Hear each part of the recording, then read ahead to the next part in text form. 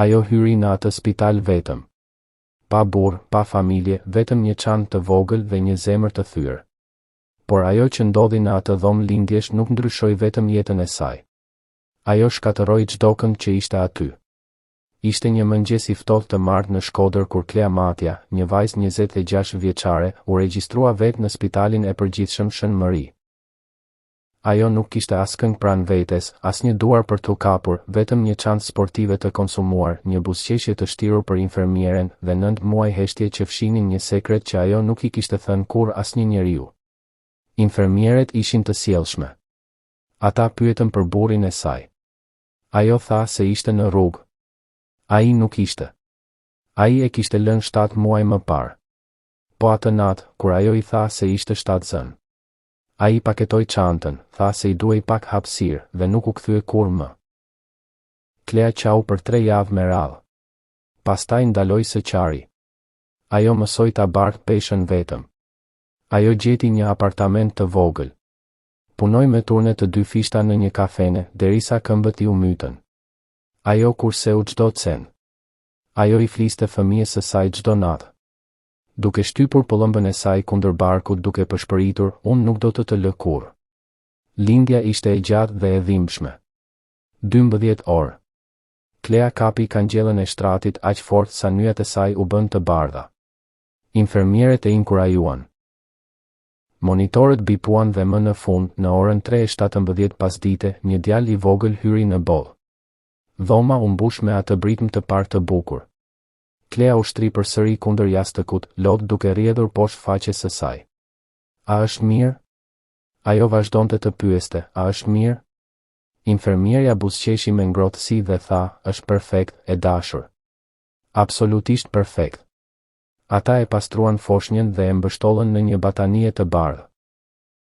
Ata ishin gati t'ja jepnin Kleas kur mjeku që e ndoqi lindjen, Dr. Ricard Hasa, një burr në të vonat e 50-have me duar të qëndrueshme dhe një zë të qetë, hyri për të kontrolluar raportin e lindjes.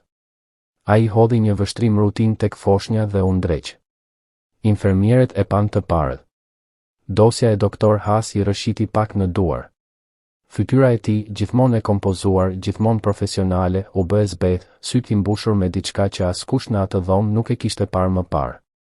Lot. Një infermiere me përvojë u afrua më shumë. Doktor Hasa, a je mirë? Ai nuk u përgjigj. Ai vetëm vështroi djalsin e vogël, fytyrën e vogël, formën e hundës, vogëlushën e lindjes poshtë veshit të majë. Klea u ul në shtrat e alarmuar. Çfarë ka? Çfarë nuk shkon me djalin tim? Doktor Hasa më në fund foli. Zëri i tij doli mezi më i lartë se një pëshpëritje. Ku është babai i këtij fëmije? Shpreha e Kleas u fortësua. Ai nuk është këtu. Ai u largua. Si e ka emrin? Pyeti mjeku. Klea hezitoi. Pse? Çfarë lidhje ka kjo? Doktor Hasa e shikoi me sy të mbushur me dhimbje dhe tha me zë të ulët, të lutem, emrin e tij. Duhet ta di emrin. Klea gëllëti. Daniel. Daniel Hasa. Dhoma u bë plotësisht e qetë. Mjeku i mbylli sytë. Një lot i vetëm i rëshiti poshtë faqes së tij. Daniel Hasa, ai përsëriti ngadalë, është im biri. Infermierja sapoi. Fryma e Kleas u ndal në fyt. Për një moment, askush nuk lëvizi. Askush nuk foli. E vetmja zë ishte përshpëritja e butë e foshnjës së porsalindur. Fëmia që sapo kishte lidhur dy të huaj në mënyrën më shkatëruese të mundshme. Doktor Hasa tërhoqi një karrige dhe u ul. Ai dukej si një burr, bota e të cilit sapo e kishte riorganizuar veten. Ai i tregoi Kleas çdo gjë. Si Danieli kishte prerë kontaktet me familjen 2 vjet më parë pas një mosmarrëveshjeje të tmerrshme. Si gruaja e tij, nëna e Danielit, kishte ndërruar jetë 8 muaj më parë, me zemër të thyrë që i biri i saj nuk u kthye kurrë në shtëpi. Si doktor Hasa kishte kaluar çdo ditë që nga ajo kohë duke kërkuar, duke telefonuar, duke shpresuar. Klea dëgjoi në heshtje. Lotët po i rrjedhnin tani poshtë faqes, jo nga dhimbja, por nga diçka më e rëndë, diçka që ndiej si pikëllim dhe lehtësim në të njëjtën kohë. Gjatë orës së ardhshme, historia u shpalos pjesë-pjesë. Danieli, simpatik, i shqetësuar, duke ikur nga gjithçka që i ishte dhënë ndonjëherë, kishte takuar Klean në një kafene 18 muaj më parë. Ai kur nuk i kishte thënë asgjë për familjen e tij, kur nuk e përmendi një baba që ishte mjek, një nën që ndiste qiri çdo të diel duke shpresuar se ai do të kalonte nëpër derë. Ai kishte ndërtuar një jetë të re të tërë mbi heshtje dhe gënjeshtra. Dhe kur Klea i tha për shtatzënin, ai iku përsëri, ashtu siç bënte gjithmonë. Doktor Hasa dëgjoi çdo fjalë. Duart e tij ishin të shtrënguara fort në prerë. Kur Klea mbaroi, ai shikoi Mbesan, ende të mbështjell në atë batanie të bardhë, gishtat e vogël të grirë pranë faqes së tij, dhe tha me zë të butë, ai e ka hundën e gjyshes. Dhe Klea, përmes lotëve të saj, lëshoi një të qeshje të thyrë sepse në mes të gjithë kësaj dhimbjeje, ajo fjali e vetme ishte gjëja më njerëzore që ajo kishte dëgjuar ndonjëherë. Përpara se doktor Hasa të largohej atë mbrëmje, ai ndaloi te dera dhe u kthye. Ti the se nuk ke as këngë, i tha ai Kleas. Ajo u përgjigj ngadalë po. Kjo nuk është më e vërtet, tha ai. Ai djali i vogël në krahët e tu, ai është familja ime. Dhe ti je gjithashtu. Klea e ndoqi me shikim. Ajo kishte kaluar 9 muaj duke ndërtuar mure kundër shpresës, kundër besimit, kundër kujdo që mund të largohej përsëri. Por diçka në sytë e këtij mjeku të vjetër ishte ndryshe. Nuk ishte keqardhje. Nuk ishte detyrim. Ishte dashuri. Dashuri e qetë, e qëndrueshme, e pakushtëzuar. Ajo shikoi poshtë tek i biri. Pastaj përsëri te doktor Hasa. Unë as nuk e di se çfarë ti thëras akoma, pranoi ajo. Doktor Hasa buzëqeshi për herë të parë, një buzëqeshje e vogël e thyrë. Emri i gruas sime ishte Margarita. Ne e thërrisnim gjithmonë Maggie. Klea shikoi foshnjën e saj për një kohë të gjatë. Pastaj ajo përshpëriti, tungjat jeta, bebush. Unë mendoj se emri yt është Joni. Joni Hasa Matja. 3 javë më vonë, doktor Hasa e gjeti Danielin. Ai jetonte në një hotel në Tiranë, duke punuar punë të rastësishme, mezi duke mbijetuar. Doktor Hasa ngiste vetëm atje. Ai ul përballë birit të tij në një dhomë hoteli të zbet dhe vendosi një fotografi të vetme mbi tavolinën mes tyre. Një fotografi e një foshnjeje të porsalindur. Danieli e ndoqi me shikim. Fytyra e tij ndryshoi ngadalë, mënyrën se si akulli fillon të çalet para se të thyet plotësisht. Emri i tij është Joni, tha doktor Hasa. Ai e ka hundën e nënës tënde dhe ai ka një nën që ka punuar me turne të 2 fishta gjatë gjithë shtatzënisë së saj, që ai të mos mungoj kur ndonjë gjë. Danieli nuk foli për një kohë të gjatë. Unë nuk jam i mirë sa duhet, tha ai më në fund. Asnjëherë nuk kam qenë. Doktor Hasa u përkul përpara. Ti nuk e vendos më këtë. Ti e baba tani dhe të jesh i mirë sa duhet nuk është diçka me të cilën lin. Është diçka që ti zgjedh. Çdo ditë të vetme. Ai rëshiti një copë letër nëpër tavolinë. Ishte adresa e Kleas. Nëna jote kur nuk ndaloi së besuari se do të ktheheshe në shtëpi, tha doktor Hasa, duke u ngritur për të ikur. Mos e bëj mua ta varros atë shpresë së bashku me të. 2 muaj më vonë, në një mëngjes të qetë të diel, kishte një trokitje në derën e Kleas. Ajo e hapi dhe atje ishte Danieli, duke dukur më i vjetër, më i hollë, sytë e kuq sikur nuk kishte fjetur për ditë. Ai mbante në duar një ari të vogël të stufuar, duke e kapur fort sikur të ishte e vetmja gjë që e mbante drejt. Ai nuk tha asnjë fjalë në fillim. Ai vetëm e shikoi atë, me të vërtetë e shikoi, dhe në sytë e tij ajo pa diçka që nuk e kishte parë kur më parë. Turp, keqardhje dhe diçka të brisht, si një burr që qëndronte në skajin e të bërit më i mirë. Unë nuk e meritoj të jem këtu, tha ai. Jo, ju përgjigj Klea me zë të ulët. Nuk e meriton. Kishte heshtje. Pastaj, nga djepi i vogël në cepin e dhomës, foshnja Joni bëri një zë të butë, një gurgullim të vogël, një grush duke tundur asgjë. Fytyra e Danielit u thye plotësisht. Klea u largua anash, jo sepse ja fali, jo ende, por sepse atje ishte një djalë i vogël në atë dhomë që meritonte një shans të njohë baban e tij, dhe ajo ishte mjaft e fortë për t'i dhënë atij shans, edhe kur ja kushtonte diçka. Danieli hyri ngadalë, u ul në gjunjë pranë djepit dhe e shikoi djalin e tij për herë të parë. Ai shtypi 2 gishta butësisht në pëllëmbën e vogël të Janit. Dhe Joni, pa ditur asgjë nga e gjitha kjo, i mbështjelli të gjithë grushtin rreth tyre dhe u kap fort. Disa njerëz largohen sepse janë të frikësuar të bëhen dikush që ja vlen të qëndrosh për të. Por ndonjëherë jeta i dërgon përsëri përmes një dhome spitali, përmes një fotografie, përmes kapjes së dorës së një të porsalinduri dhe u jep atyre një shans të fundit që të jenë më në fund mjaft të guximshëm për të qëndruar. Klea nuk kishte nevojë për shpëtim. Ajo e shpëtoi veten. Gjithçka që bëri ishte të linte derën të hapur. Koha kaloi. Joni u arrit me ngrohtësinë e dy botëve që ishin bashkuar në mënyrë kaq të papritur. Klea kthehej në punën e saj në kafene, por tani me një siguri të re. Nuk ishte më e vetmuar. Doktor Hasa, ose si e thërriste tani Joni, gjyshirik, ishte një prezencë e vazhdueshme. Ai erdhi çdo të diel pa munguar, me një qese të vogël plastike plot lodra të vogla, libra për fëmijë me figura, dhe ndonjëherë vetëm me një bukë të freskët të furrës së tij. Në fillim, Klea mbante distancë. Shpirti i saj ishte i vrarë nga lënia e Danielit dhe kujtimet e atij dhimbjeje ishin të freskëta.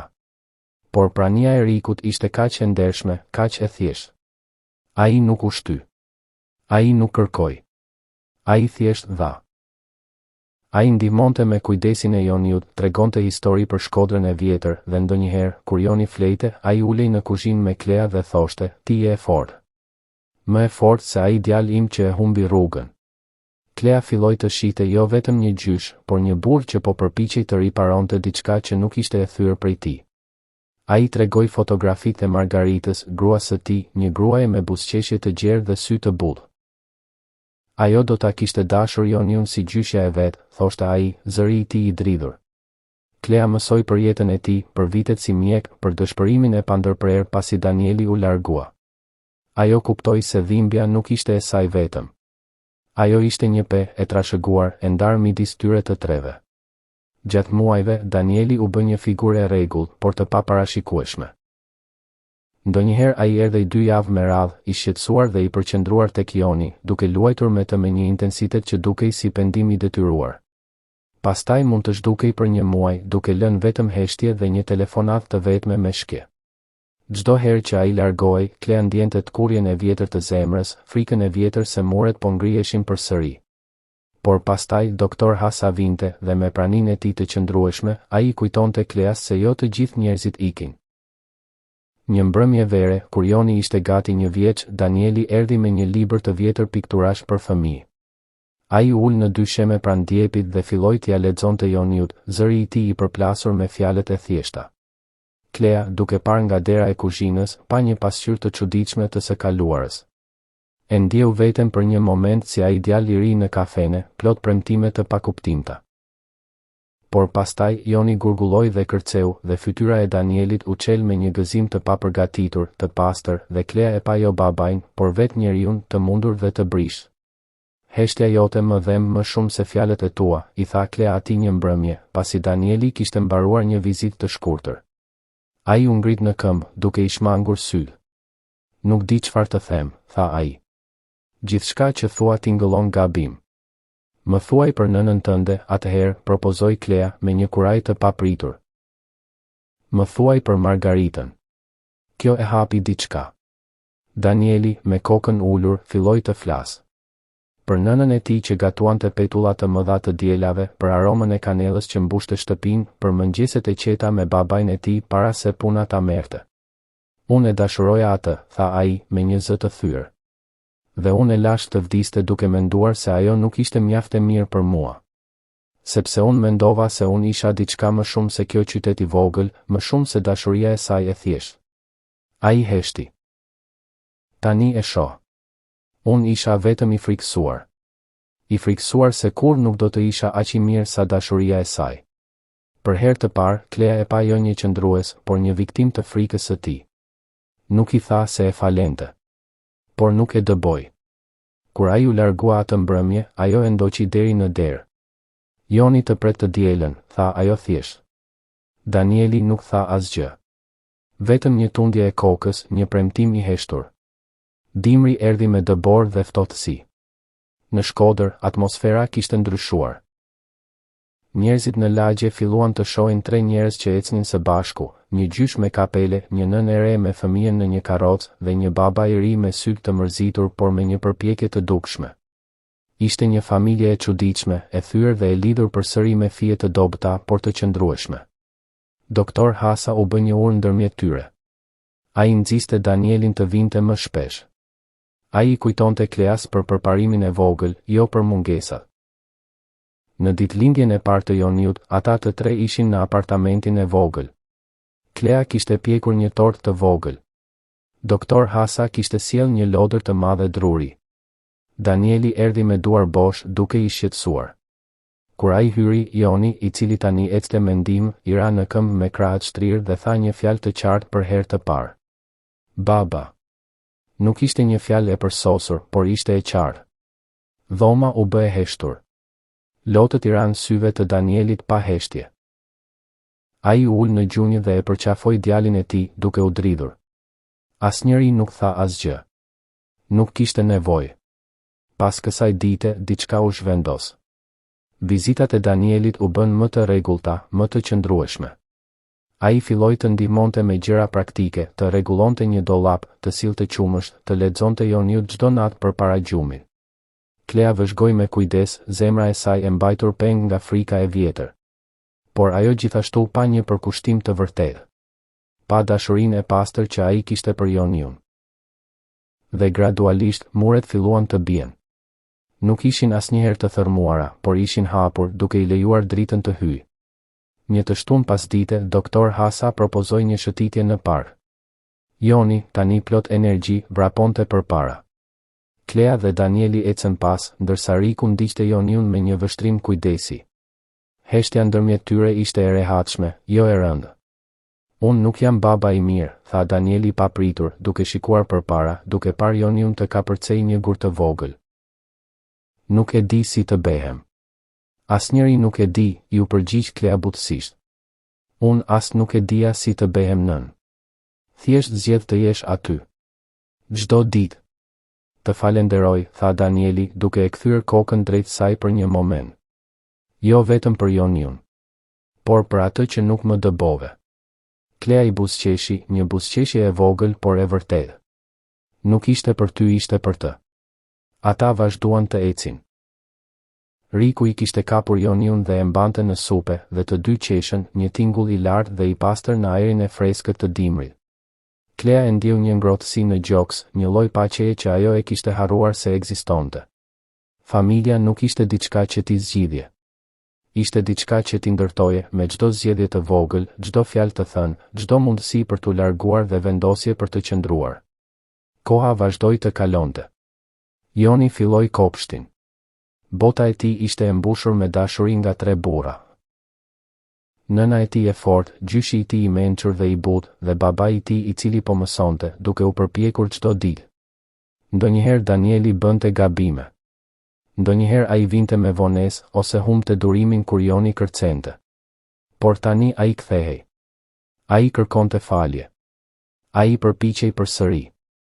Dhe kjo përpjekje, kjo këmbëngulje, ishte ajo që filloi të fitoj besimin e Kleas. Vjeshta e dytë erdhi. Në një mbrëmje, doktor Hasa erdhi me një kuti të vogël prej druri. Kjo ishte e Margaritës, tha ai, duke ia dhënë Kleas. Brenda kishte një unas të thjesht me gur të vogël, një unas martese. Ajo do të donte që ti ta kishe, tha Riku, sytë e tij të urtë të mbushur me ndjenja. Ti e mbajt derën të hapur. Ti dhe shansin tim djalë. Dhe ti dhe Joni I keni bërë jetën time të përmbushur përsëri. Klea e mbajti unazën në dorë duke ndjer peshën e saj, simbolin e besimit dhe pranimit. Ajo nuk e vuri menjëherë. Por ajo e vendosi në një varg, duke e vajtur në qafë, fshehur në bluzën e saj, një premtim I heshtur ndaj një gruaje që nuk e kishte takuar kurrë, por dashuria e së cilës e kishte ndihmuar të ndërtonte këtë shtëpi të re. Historia nuk përfundoi me një martesë ose me një bashkim të përsosur. Jeta nuk funksionon kështu. Por ajo përfundoi me 3 njerëz të thyer dhe të shëruar, të ulur në një tryez të vogël në kuzhinë, duke ngrënë darkë së bashku. Joni, tani një djalë I vogël me sy të këqij, duke treguar për ditën e tij në kopsht. Riku duke dëgjuar me kujdes, duke buzëqeshur. Klea duke shërbyer ushqimin, duke ndjerë një mirësi të thellë në shpirtin e saj që nuk e kishte ndjerë ndonjëherë. Dhe Danieli, i ulur atje, duke parë fëmijën e tij, duke parë babain e tij, duke parë gruan që ai e kishte lënë por që nuk e kishte humbur plotësisht, duke kuptuar se dëshpërimi nuk ishte fundi. Ishte fillimi i diçkaje tjetër. Në fund, Klea nuk u shpëtua nga askush. Ajo e shpëtoi veten duke zgjedhur të besojë përsëri, duke zgjedhur të hapë derën, duke zgjedhur të lindte hapësirë për mundësinë e shërimit. Dhe ndonjëherë, shërimi vjen në formën e një mjeku të vjetër me zemër të thyrë, apo një burri të humbur që kërkon rrugën për në shtëpi, apo një fëmijë të vogël që shtrëngon gishtat e tij rreth atij që e la, duke e tërhequr përsëri. Jeta nuk është një histori perfekte. Është një pëllur me damar dhe lidhje, disa të forta, disa të dobëta, të gjitha të thurura së bashku nga zgjedhjet që bëjmë. Klea zgjedhi të qëndronte. Riku zgjedhi të falte. Danieli zgjedhi të kthehej. Dhe Joni, pa e ditur, i lidhi të gjithë së bashku me një dorë të vogël dhe një qeshje të gjerë. Kështu, në një qytet të vogël në Shkodër, midis maleve dhe lumit, një familje e re u formua. Jo nga gjaku, por nga zgjedhja. Jo nga perfeksioni, por nga falja. Jo nga mungesa e dhimbjes, por nga vendosja për të jetuar përmes saj së bashku. Dhe ndonjëherë, kjo është më e bukur se çdo histori përfundimtare. Këtu vazhdon përkthimi dhe përshtatja, duke mbajtur të njëjtin ton dhe detaje. Koha e ngrohtë e pranverës solli me vete kthimin e zogjve dhe një ritëm të ri për familjen. Joni filloi të shfaqte karakterin e tij të vogël, një përzierje e kureshtjes së nënës së tij dhe kokfortësisë së babait të tij. Ai ishte një fëmijë i qetë, por me një vështrim të mpret që shihte gjithçka. Ai e adhuronte gjyshin e tij më së shumti. Çdo të mërkur pas dite, kur Riku dilte nga puna herët, ata shkonin për një shëtitje në këmbë nëpër rrugët me kaldrëm të qytetit të vjetër. Riku i tregonte emrat e maleve në horizont, tregonte histori për Shkodrën e vjetër, për kalën e Rozafës, për trimat dhe legjendat. Joni dëgjonte me gojë hapur, duke përthithur çdo fjalë. Në shtëpi, Klea e kishte gjetur një punë të re si asistente në një zyrë të vogël avokatie.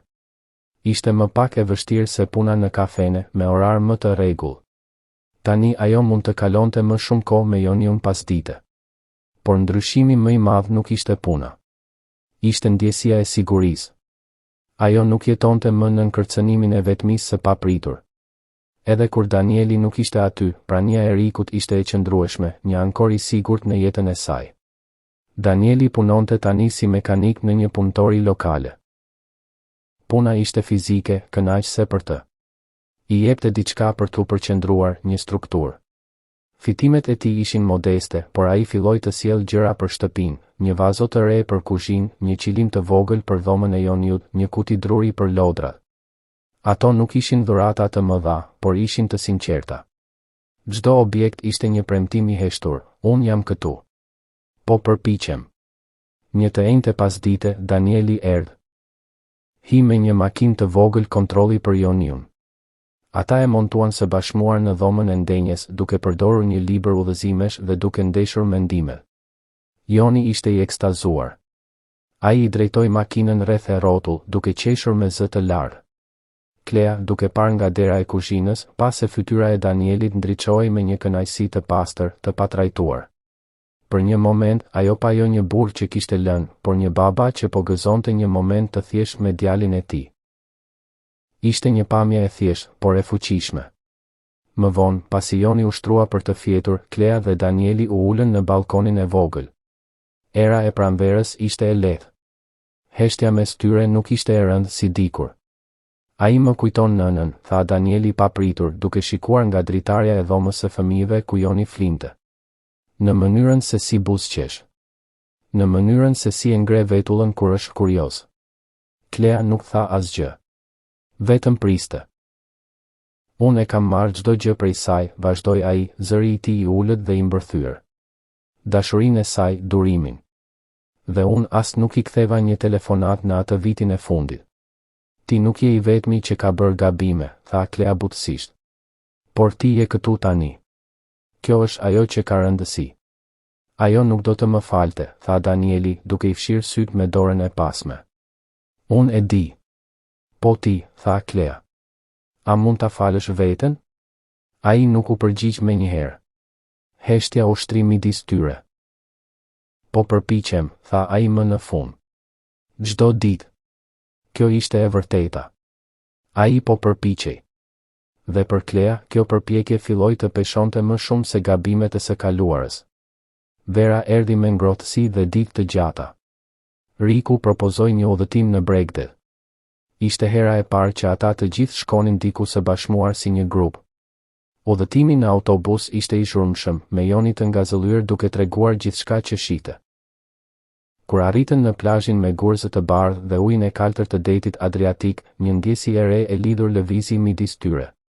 Ajo nuk ishte vetëm një nën, një baba dhe një gjysh. Ata ishin një njësi. Ata ndan një drekë të thjesht, ndan një batanie, ndan kujdesin për një fëmijë të vogël që vraponte drejt valve me gëzim të papërmbajtshëm. Në një moment, kur Joni po bënte një kështjellë rëre me ndihmën e gjyshit, Danieli u ul pranë Kleas. Faleminderit, tha ai, pa e shikuar atë, duke shikuar drejt horizontit. Për çfarë? Pyeti Klea. Për këtë, tha ai, duke bërë një lëvizje të vogël me kokën drejt skenës përpara tyre. Për të mos e kthyer shpinën. Unë nuk do ta fajsoja nëse do ta kishe bërë. Klea e mori vesh se sa e vështirë ishte për të thoshte këto fjalë. Ai ishte një burr krenar i dëmtuar. Prania e tij këtu, e dobët dhe e hapur, ishte një dhuratë. Joni të do, tha ajo thjesht. Kjo është e gjitha që ka rëndësi.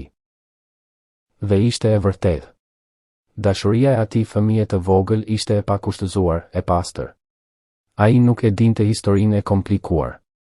Ai dinte vetëm se kishte një baba që e hidhte lart në ajër dhe një gjysh që i tregonte histori dhe një nën që e përqafonte fort çdo natë. Në botën e Joniut, kjo ishte familja. Kjo ishte e gjitha. Kur ktheheshin në Shkodër atë mbrëmje, Joni fliste në gjumë në krahët e Danielit.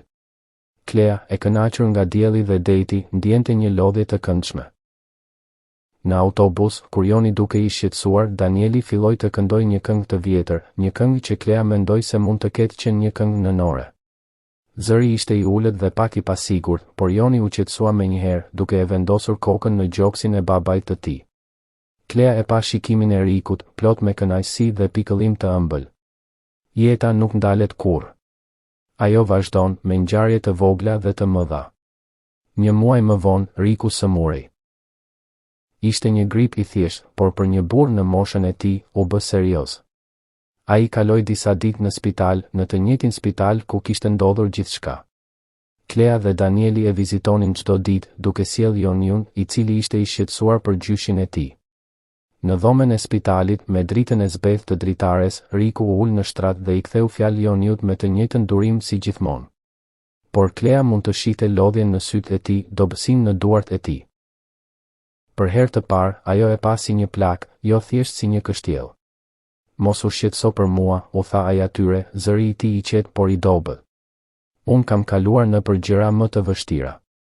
Por kur Klea dhe Danieli dolën nga dhoma për të marrë një gotë ujë, ata e gjetën veten në korridor, pikërisht aty ku kishte ndodhur konfrontimi i tyre i parë kaq vite më parë.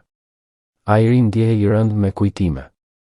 Ti nuk e la të vdekur, tha Klea butësisht, duke shikuar drejt dhomës së Rikut. Ti je këtu. Kjo është ajo që ka rëndësi. Danieli e ktheu kokën, sytë e tij të errët të mbushur me ndjenja që Klea nuk mund t'i lexonte plotësisht. Po mësoj, tha ai thjesht. Kur Riku u shërua dhe u kthye në shtëpi, diçka kishte ndryshuar përsëri.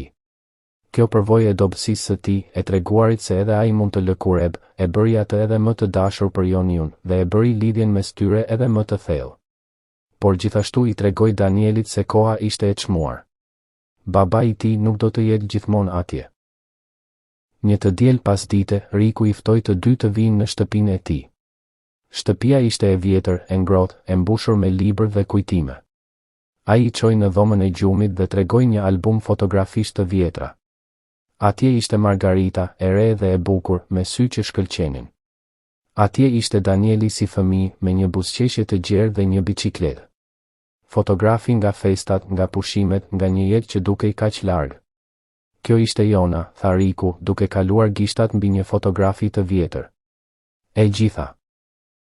Edhe pjesët e mira, edhe ato të këqija. Dhe tani, ai ngriti sytë dhe shikoi Joniun, i cili ishte ulur në dysheme duke parë një libër me foto. Tani ne kemi një fillim të ri. Ai e mori dorën e Danielit dhe e vendosi mbi dorën e Kleas. Duart e tyre, të treja, u takuan, të përziera, të vjetra dhe të reja, me damar dhe me butësi. Familja, tha Riku, me një zë të qetë, nuk është gjithmonë diçka që ti zgjedh. Por ajo që bën me të kjo është gjithmonë një zgjedhje. Atë mbrëmje, kur u kthyen në shtëpinë e tyre, Joni ishte i lodhur dhe i qetë. Pas kësaj, kur fëmia flinte thellë, Klea dhe Danieli ndenjën në dhomën e ndenjes. Nuk kishte nevojë për shumë fjalë. Por Klea ndjente një ndryshim në ajër, një lloj paqeje, një pranim. Unë nuk e di se çfarë do të ndodhë në të ardhmen, tha Danieli, duke thyer heshtjen. Por dua të jem këtu. Për të gjithë. Klea e shikoi atë. Ai dukej më i qetë, më i vendosur se ndonjëherë më parë. Unë nuk mund të premtoj gjëra, vazhdoi ai. Por unë mund të premtoj këtë, çdo ditë unë do të zgjedh të kthehem. Çdo ditë unë do të zgjedh të jem baba. Çdo ditë unë do të zgjedh të jem i vërtetë. Këto ishin fjalë të thjeshta. Por për Klea, ato ishin më të vlefshme se çdo premtim të madh. Ato ishin premtime të vogla, të përditshme. Ato ishin të vërteta. Dhe kështu, jeta e tyre vazhdoi. Jo si një përrall, por si një rrjedhë e qetë, me rritje dhe rënje, me ditë të mira dhe të vështira. Por tani ata kishin një themel. Kishin një histori të përbashkët, jo vetëm një të thyer, por edhe një të riparuar.